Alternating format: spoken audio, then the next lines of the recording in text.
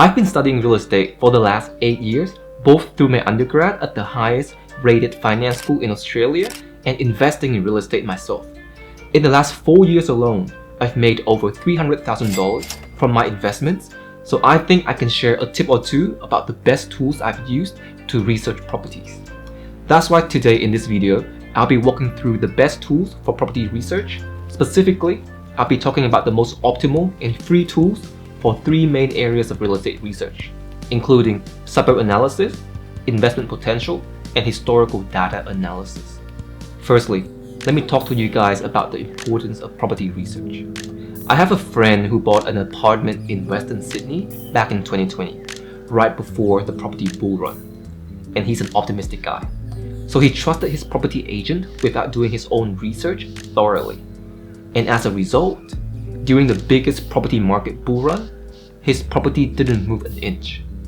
Why? He did not check the historical pricing.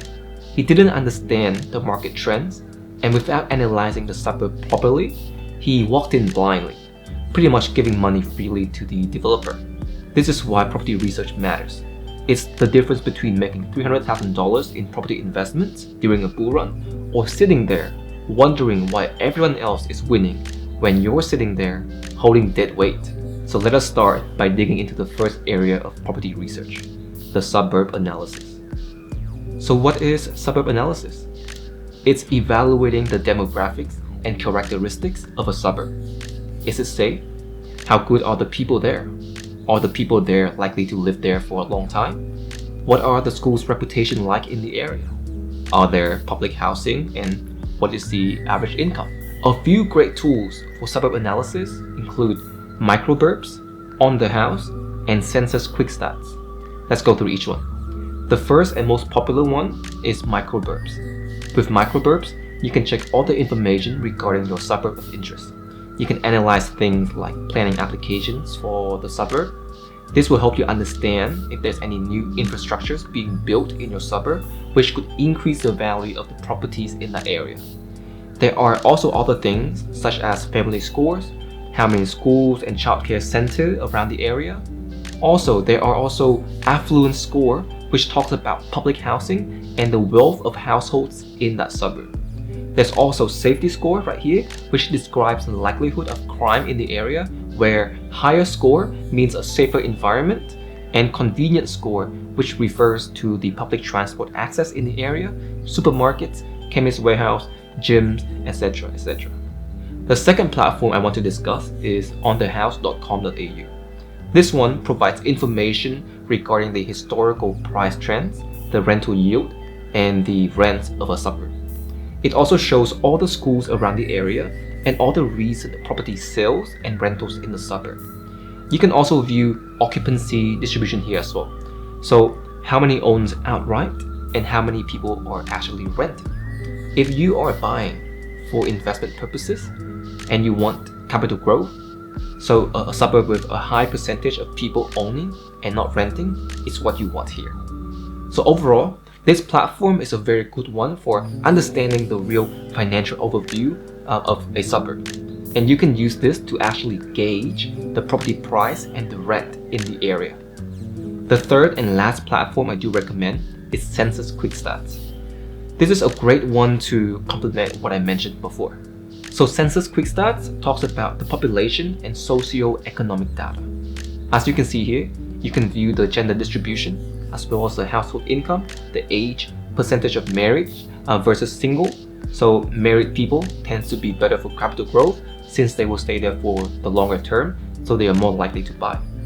We also have education distribution and ethnicity as well. So that should sum up all the tools for suburb analysis.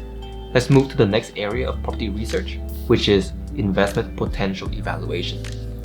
The investment potential evaluation mainly looks at the future and the outlook of a suburb.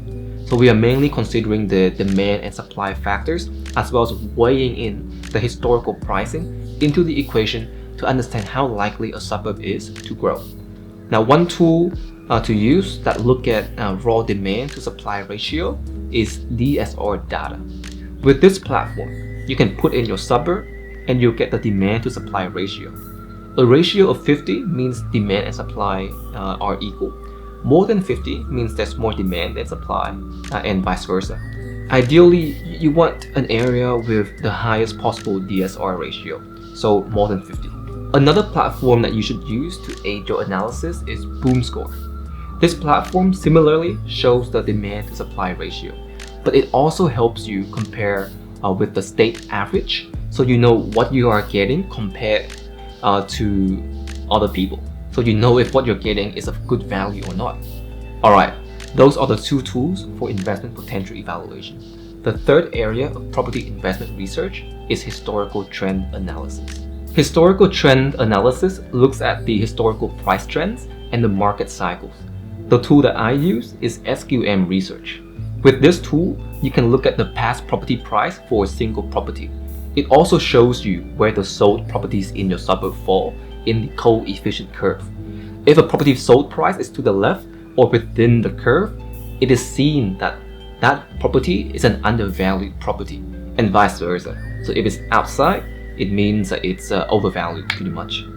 SQM Research also shows the historical property listings or the supply of a suburb. Of course, increasing supply is always a bad thing.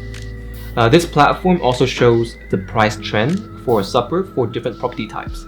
You want a suburb with a positive historical price trends.